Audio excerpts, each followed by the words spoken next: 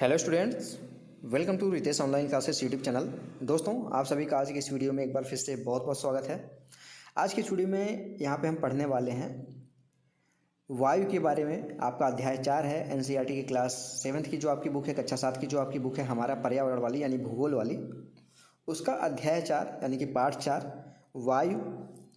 इसके बारे में आज की इस वीडियो में डिस्कस करेंगे डिटेल में। एक एक पॉइंट में आप लोगों को बताऊँगा, एक एक लाइन बाय लाइन आपको पढ़ाता चलूँगा, जिससे आप लोगों को कोई भी यहाँ पे पॉइंट छूटने वाला नहीं है। बस आपको कंप्लीट वीडियो देखनी है और वीडियो के लास्ट तक जाते जाते आपको इस चैप्टर से कोई भी क्वेश्चन पूछता है तो आपको तैयार हो जाएगा। अगर आप लोग को वीडियो अच्छी लगती है, आप लोगों को हेल्प मिलती है, आप लोगों को याद होता है क्वेश्चन, यहाँ पे चैप्टर समझ आता है, तो आप वीडियो को लाइक करिएगा। और अगर ऐसी ही वीडियो आपको डेली बेसिस पे चाहिए तो Ritesh online classes YouTube channel को सब्सक्राइब कर लीजिएगा। नीचे वीडियो के सब्सक्राइब बटन होगा, वो सिर्फ 2 सेकंड जाएगा और बिल्कुल फ्री है। आपको सिर्फ सब्सक्राइब बटन पर क्लिक करना है, साथ ही साथ बेल आइकन दबा के रखना है, जिससे मैं आप लोगों के लिए कोई भी यहाँ पे फ्री में वीडियो बनाता हूँ, सारी वीडियो फ्री में आपको प्रोवाइड की जाएंगी, तो उसकी नोटिफिकेशन आप तक बिल्कुल फ्री में पहुँचती रहे। तो देर नहीं करते हैं, चलिए स्टार्ट करते हैं आज की वीडियो। वायु के बारे में पढ़ते हैं, यानी कि यहाँ पे एयर के बारे में पढ़ना है आज आपको। क्या आप जानते हैं, सबसे पहले ये देख लीजिए, यहाँ पे इसको पढ़ लेते हैं फिर चैप्टर स्टार्ट करते हैं। यहाँ पे कार्बन डाइऑक्साइड वायुमंडल में फैल कर पृथ्वी से विकृत ऊष्मा को पृथ्वी पर रोककर ग्रीन हाउस प्रभाव पैदा करती है, इसलिए इसे ग्रीन हाउस गैस भी कहते हैं। और इसके अभाव में धरती इतनी ठंडी हो जाती कि इस पर रहना असंभव होता। किंतु जब कारखानों एवं कार के धुएं से वायुमंडल में इसका स्तर बढ़ता है, तब इस ऊष्मा के द्वारा पृथ्वी का तापमान बढ़ता है। इसे भूमंडलीय ताप यानी कि ग्लोबल वार्मिंग सुने होंगे नाम, उसे यही कहते हैं, इसकी वजह से ही होता है, इसी को कहते हैं। तापमान में इस वृद्धि के कारण पृथ्वी के सबसे ठंडे प्रदेश में जमी हुई बर्फ पिघलती है। इसके परिणाम स्वरूप समुद्र का जल स्तर में बढ़ोतरी होती है, वृद्धि होती है, जिससे तटीय क्षेत्रों में बाढ़ आ जाती है। दीर्घ अवधि में इसके कारण जलवायु में अत्यधिक परिवर्तन हो सकता है, जिसके फलस्वरूप कुछ पौधे एवं पशु लुप्त हो सकते हैं। जिनको गर्मी कम चाहिए, जिनको ठंड चाहिए, वो जानवर तो लुप्त हो जाएंगे, मर जाएंगे पृथ्वी से। तो यहाँ पे ग्लोबल वार्मिंग के बारे में समझ गए, जिसको भूमंडलीय तापन कहते हैं। देखिए, कार्बन डाइऑक्साइड जो होता है वो पृथ्वी के लिए ज़रूरी है, क्योंकि अगर पृथ्वी में के वातावरण में कार्बन डाइऑक्साइड नहीं होगा तो जो सूर्य से ताप आता है प्रकाश, वो ऊष्मा पूरी तरीके से वापस चली जाएगी। जब सूर्य डूबेगा तो पृथ्वी क्या हो जाएगी, ठंडी इतनी हो जाएगी कि हम यहाँ पे रह नहीं पाएंगे। इसके लिए लाभदायक है कार्बन डाइऑक्साइड, कि वो कार्बन डाइऑक्साइड क्या करता है, जो ऊष्मा आती है सूर्य से उसको रोक के रखती है वातावरण में। लेकिन जब वो कारखाने हैं, गाड़ियां हैं, चारों तरफ प्रदूषण फैलाती जा रही हैं, कार्बन डाइऑक्साइड की मात्रा ज़्यादा होती जा रही है वातावरण में, उसका कारण क्या हो रहा है, फिर उससे ये हो रहा है कि जो वायुमंडल में जो हमारा तापमान सूर्य से ऊष्मा आ रही है, वो वायुमंडल से बाहर बिल्कुल भी नहीं जा रही है। ज़्यादातर ऊष्मा यहाँ पे रुक जा रही है। जब ज़्यादा कार्बन डाइऑक्साइड होगा तो ज़्यादा ऊष्मा रोक लेगा, जिसकी वजह से यहाँ पे पृथ्वी पे क्या हो रहा है, गर्मी बढ़ रही है, धीरे धीरे टेम्परेचर इंक्रीज हो रहा है, जिसकी वजह से वो ग्रीन हाउस वाला प्रभाव पड़ रहा है और ग्लोबल वार्मिंग हो रही। जो अंटार्कटिक और इन सब जगहों पे बर्फ़ जमी हुई है अरबों खरबों सालों से, वो पिघल रही है और जलस्तर समुद्र का बढ़ा रही है। इतना समझ गए। अब चलिए हम पढ़ते हैं चैप्टर को। हमारी पृथ्वी चारों ओर से वायुमंडल की घनी चादर से घिरी हुई है, जिसे वायुमंडल कहते हैं। पृथ्वी पर सभी जीव जीवित रहने के लिए वायुमंडल पर निर्भर है। यह हमें सांस लेने के लिए वायु प्रदान करती है एवं सूर्य की किरणों से के हानिकारक प्रभाव से हमारी रक्षा करती है। यदि सुरक्षा की यह चादर न हो तो हम दिन के समय सूर्य की गर्मी से तप्त होकर जल सकते हैं और रात में ठंड से जम सकते हैं। अतः यह वह वायु राशि है जिसने पृथ्वी के तापमान को रहने योग्य बनाया है। तो वायुमंडल हमारा कितना लाभदायक है, समझ सकते हैं आप। वायुमंडल का संगठन, यानी कि वायुमंडल हमारा किन किन चीज़ों से बना है, ठीक है। अब इसको देखते हैं। क्या आप जानते हैं कि जिस वायु का उपयोग हम सांस लेने के लिए करते हैं, वास्तव में वह अनेक गैसों का मिश्रण होती है। जैसे नाइट्रोजन उसमें होता है, ऑक्सीजन होता है। ऐसी 2 गैसें हैं जिनसे वायुमंडल का बड़ा भाग बना है। Carbon dioxide, helium, ozone, argon एवं हाइड्रोजन कम मात्रा में पाई जाती है। इन गैसों के अलावा धूल के छोटे छोटे कण भी हवा में मौजूद होते हैं। ये वृत्त रेखा दिया गया है, जिसमें वायुमंडल के विभिन्न संगठकों के प्रतिशत दर्शाए गए, यानी कि कितने कितने प्रतिशत है वायुमंडल में, कौन कौन सी गैस, ये दिखाया गया है। यहाँ पे देखिए, सबसे ज़्यादा वायुमंडल में नाइट्रोजन है 78%, ऑक्सीजन है 21%। अब 21% और 78% जोड़ देंगे तो 99% हो जाएगा, यानी 99% हो जाएगा। बाकी जो गैसें हैं वो 1% के अंदर हैं, बाकी जितनी भी गैसें हैं वो 1% है। कार्बन डाइऑक्साइड इतना है, ऑर्गन है, उसके बाद ऑक्सीजन के बाद अन्य गैसें मिला के 0.04% है। यानी कि तीसरे नंबर पे आपका ऑर्गन है, उसके बाद आपका कार्बन डाइऑक्साइड है, उसके बाद बाकी की अन्य गैसें सभी मिला के हैं। ठीक है, संघटक से याद हो गया आपको। नाइट्रोजन वायु में सर्वाधिक पाई जाने वाली गैस है। जब हम सांस लेते हैं तब फेफड़ों में कुछ नाइट्रोजन भी ले जाते हैं, यानी जैसे हम सांस लिए, अब 100% जा रहा है हमारे अंदर, तो उसमें से कुछ तो नाइट्रोजन भी जाएगा, ऑक्सीजन भी जाएगा, कार्बन डाइऑक्साइड भी जाएगा, सारी गैसें जाएंगी, लेकिन हमारा जो फेफड़ा है वो सिर्फ ऑक्सीजन ग्रहण करेगा। ठीक है, तब फेफड़ों में कुछ नाइट्रोजन भी चली जाती है और फिर उसे बाहर निकाल देते हैं, यानी कि वो हमारे किसी काम की नहीं होती।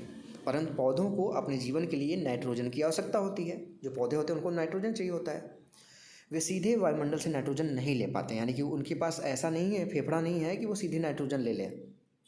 तो क्या होता है, ज़मीन के अंदर मैं पढ़ के बता देता हूँ आपको। मृदा तथा कुछ पौधों की जड़ों में रहने वाले जीवाणु वायु से नाइट्रोजन लेकर, जैसे जीवाणु हैं वो तो नाइट्रोजन ले लिए वायु से, अब क्या करेंगे, वो पौधों की जड़ों में रहते हैं वो जीव, इसका स्वरूप बदल देते हैं, जिसे पौधे इसका प्रयोग कर सकते हैं। ऑक्सीजन वायु में यहाँ पे प्रचुरता से मिलने वाली दूसरी गैस है। मनुष्य तथा पशु सांस लेने के लिए वायु से ऑक्सीजन प्राप्त करते हैं। हरे पादप प्रकाश संश्लेषण द्वारा ऑक्सीजन उत्पन्न करते हैं। ठीक है, प्रकाश संश्लेषण मतलब जब वो भोजन बनाते हैं प्रकाश की उपस्थिति में। इस प्रकार वायु में ऑक्सीजन की मात्रा समान बनी रहती है। यदि हम वृक्ष काटते हैं तो यह संतुलन बिगड़ जाता है। जैसे जो ऑक्सीजन उत्पन्न कर रहा है, अगर हम उसी को कट कर देंगे तो क्या होगा, जहाँ से ऑक्सीजन बन रही है वो कम होते जाएंगे, कार्बन डाइऑक्साइड की मात्रा हम बढ़ाते जा रहे हैं, तो क्या होगा, कम होती जाएगी, संतुलन बिगड़ जाएगा। कार्बन डाइऑक्साइड अन्य महत्वपूर्ण गैस है। हरे पादप अपने भोजन के रूप में कार्बन डाइऑक्साइड का प्रयोग करते हैं और ऑक्सीजन वापस देते हैं। मनुष्य और पशु कार्बन डाइऑक्साइड बाहर निकालते हैं। मनुष्यों और पशुओं द्वारा बाहर छोड़ी जाने वाली कार्बन डाइऑक्साइड की मात्रा पादपों द्वारा प्रयोग की जाने वाली गैस के बराबर होती है, जिससे यह संतुलन बना रहता है। परंतु यह संतुलन कोयला और खनिज तेल आदि ईंधनों के जलाने से गड़बड़ा जा रहा है। वे वायुमंडल में प्रतिवर्ष करोड़ों टन कार्बन डाइऑक्साइड की बढ़ोतरी करते हैं। परिणाम स्वरूप कार्बन डाइऑक्साइड का बढ़ता हुआ आयतन पृथ्वी पर मौसम तथा जलवायु को प्रभावित कर रहा है। अब यहाँ पे क्या आप जानते हैं, जब वायु गर्म होती है तो फैलती है और हल्की होकर ऊपर उठती है। ठंडी वायु सघन और भारी होती है, इसलिए इसमें नीचे रहने की प्रवृत्ति होती है। जब भारी रहेगा तो नीचे रहेगा। गर्म वायु के ऊपर उठने पर आसपास के क्षेत्रों में ठंडी वायु रिक्त स्थान भरती, जैसे ऊपर उठ गई ठंडी वायु, ठीक है, ठंडी वायु नीचे आ गई और गर्म वायु ऊपर गई तो नीचे का जगह खाली हो जाएगा, तो क्या करेगी, ठंडी वायु वहाँ पे आने का प्रयास करेगी।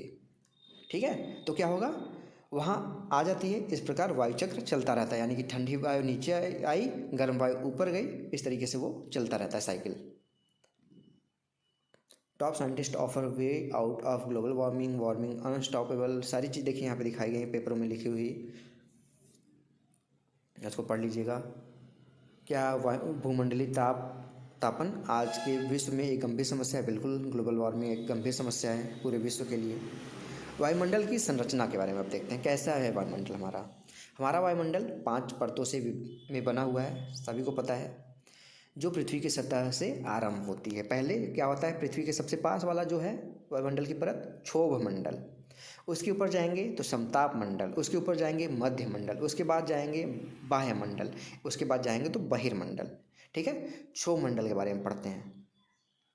अब यहाँ पे देखिए सब दिखा रहा है, यहाँ पृथ्वी है, क्षोभ मंडल है, फिर आपका समताप मंडल है, उसके बाद मध्य मंडल आएगा, उसके बाद आपका बाह्य मंडल आएगा, फिर बहिर्मंडल सबसे बाहर वाला। क्षोभमंडल देखिए है, यह परत वायुमंडल की सबसे महत्वपूर्ण परत है। इसकी औसत ऊंचाई 13 किलोमीटर है, यानी कि औसत ऊंचाई का मतलब है कि पहाड़ों पे जाएंगे तो ऊंचाई कम हो बढ़ेगी हमारी पृथ्वी की, तो वहाँ पे क्षोभमंडल की ऊंचाई वहाँ से नापेंगे तो कम होगी, लेकिन समतल पे आएंगे या फिर समुद्र में जाएंगे तो वहाँ से क्षोभमंडल की ऊंचाई ज़्यादा हो जाएगी। तो औसत ऊंचाई 13 किलोमीटर है।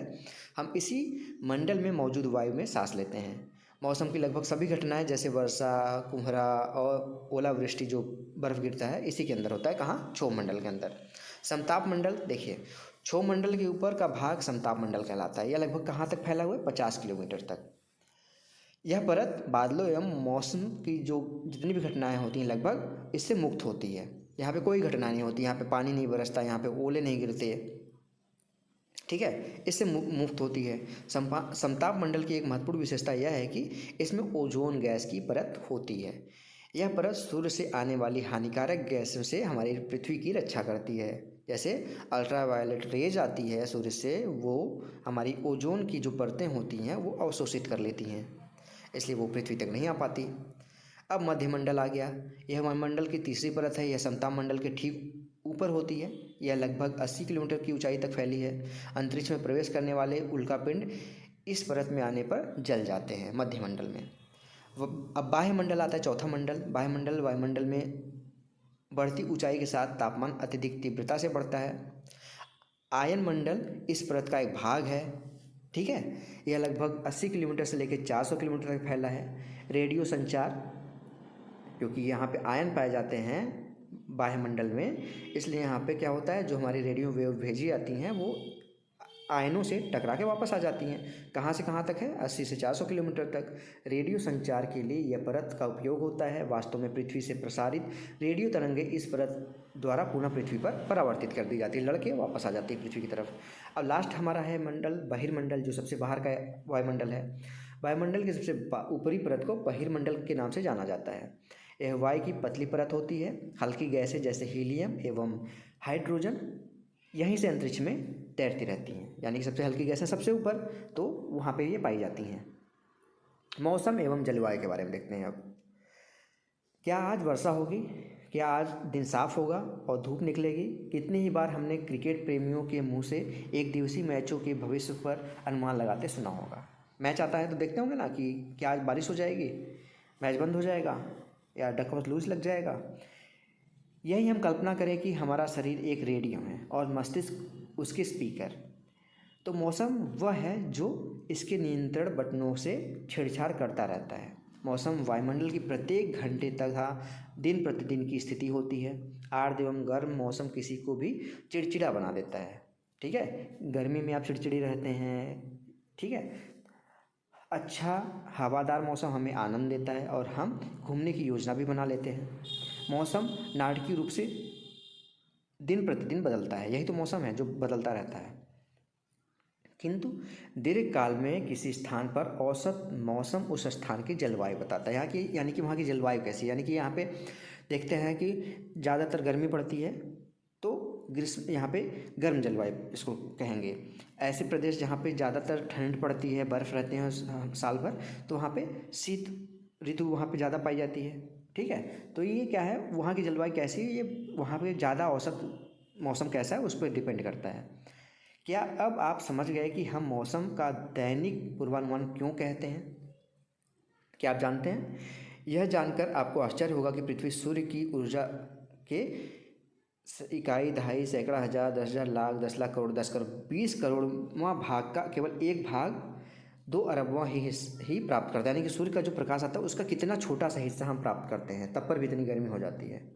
तापमान, आप प्रतिदिन जिस तापमान का अनुभव करते हैं वह मंडल का तापमान होता है। वायु में मौजूद ताप एक शीतलता के परिणाम को तापमान कहते हैं, ठीक है। तापमान समझ गए? आप प्रतिदिन जिस तापमान का अनुभव करते हैं वह वायुमंडल का तापमान होता है, वो वायुमंडल का तापमान होता है आपके। वायु में मौजूद ताप एवं शीतलता के परिणाम को तापमान कहते हैं। वायुमंडल का तापमान केवल दिन और रात में ही नहीं बदलता बल्कि ऋतुओं के अनुसार भी बदलता है। जैसे शीत ऋतु की अपेक्षा ग्रीष्म ऋतु ज़्यादा गर्म होती है, ठीक है। अब यहाँ पे है आत्मन।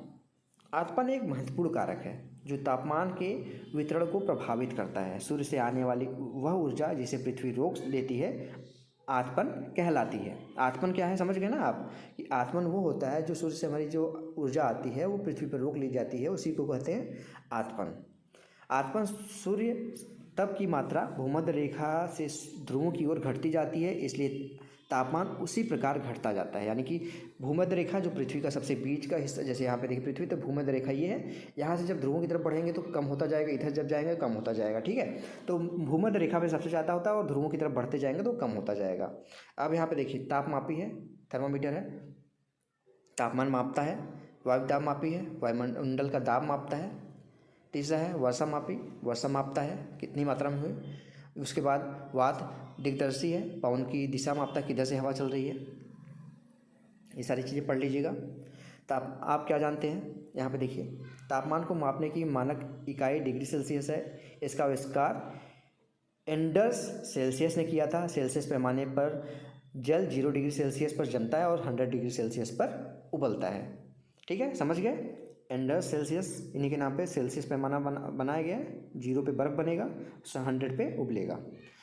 अब आप समझ गए होंगे कि ध्रुव बर्फ से क्यों ढके हुए होते हैं, क्योंकि वहाँ पे तापमान कम होता है। या पृथ्वी का तापमान अत्यधिक बढ़ जाता है तो यह इतनी गर्म हो जाएगी कि यहाँ कुछ फसलें नहीं उग पाएंगी। गाँवों की अपेक्षा नगरों का तापमान बहुत अधिक होता है। दिन के समय में ऐसा, देखिए यहाँ पे ये सब इम्पोर्टेंट है, ऐसा फेल्ट से बनी सड़कें एवं धातु और कंक्रीट से बने भवन गर्म हो जाते हैं। रात के समय यह ऊष्मा मुक्त हो जाती है।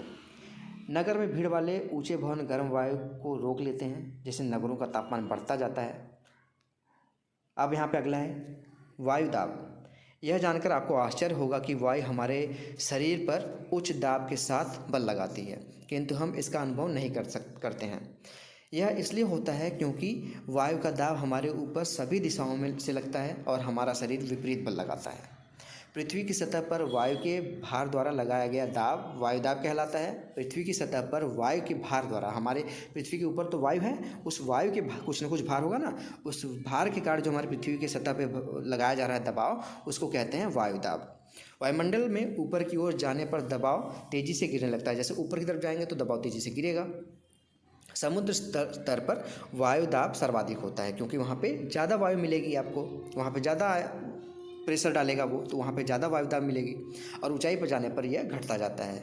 वायु दाब का क्षैतिज वितरण किसी स्थान पर उपस्थित वायु के ताप द्वारा प्रभावित होता है। अधिक तापमान वाले क्षेत्रों में वायु गर्म होकर ऊपर उठती है। यह निम्न दाब क्षेत्र बनाता है। निम्न दाब बादल युक्त आकाश एवं नम मौसम के साथ जुड़ता जाता है। कम तापमान वाले क्षेत्रों की वायु ठंडी होती है। इसके फलस्वरूप यहाँ पे यह भारी होती है। जब वहाँ पे ठंडी होगी, आप सभी को स्टार्टिंग में बताया, जब ठंडी वायु होगी वो भारी होगी। इसके फलस्वरूप क्या होगा, यह भारी होती है। भारी वायु निमज्जित होकर उच्च दाब क्षेत्र बनाती है। उच्च दाब के कारण स्पष्ट एक एवं स्वच्छ आकाश होता है। देखेंगे आप ऐसे इलाके में जाएंगे जहाँ पे ठंडी ज़्यादा होगी, देखेंगे आकाश में, तो वहाँ का आकाश काफ़ी क्लियर दिखेगा आपको।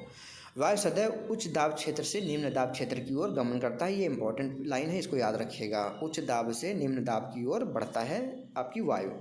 ठीक है, पवन के बारे में पढ़ते हैं। पवन क्या है? उच्च दाब क्षेत्र से निम्न दाब क्षेत्र की ओर वायु की गति को पवन कहते हैं। आप पवन को काम करते देख सकते हैं। जब यह सड़क पर गिरी पत्तियों को उड़ाती तथा तूफान के समय पेड़ों को उखाड़ देती है। कभी कभी जब पवन धीरे बहती है तो आप इसे महीन धूल या धुएं को उड़ाते देख सकते हैं। कभी कभी पवन इतनी तेज होती है कि इसके विपरीत दिशा में चलना कठिन हो जाता है। आपने अवश्य अनुभव किया होगा कि तेज पवन में छाता लेकर चलना आसान नहीं होता। 3 अन्य उदाहरण सोचिए जब तेज पवन के कारण आपके लिए समस्या उत्पन्न हो। पवन को मुख्यतः 3 प्रकारों में विभाजित किया जा सकता है। अब यहाँ पे क्या आप जानते हैं, पवन का नाम उसके आने की दिशा के आधार पर निर्धारित की जाती है। उदाहरण के लिए पश्चिम से आने वाली पवन को पछुआ कहा जाता है। कहते हैं ना, पूर्वैया चल रही है, पछुआ चल रही है, तो पश्चिम दिशा से जो चलती है उसको पछुआ कहते हैं। पूर्व दिशा से जो चलती है उसको पूर्वैया कहते हैं।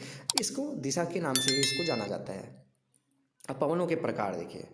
स्थायी पवनें, व्यापारिक पश्चिमी एवं पूर्वी पवनें स्थायी पवनें हैं। व्यापारिक पश्चिमी एवं पूर्वी पवनें स्थायी पवनें हैं। ये वर्ष भर लगातार निश्चित दिशा में चलती रहती हैं, यानी ये स्थायी होती हैं। नाम से ही पता है कि वर्ष भर स्थित इनकी दिशा सेम रहती है, पूर्व दिशा से या फिर पश्चिम दिशा से। मौसमी पवनें हैं दूसरी। ये पवनें विभिन्न ऋतुओं में अपनी दिशा बदलती रहती हैं। उदाहरण के लिए जैसे भारत में जो मानसून आते हैं वो मानसूनी पवनें होती हैं, मौसमी पवनें होती हैं।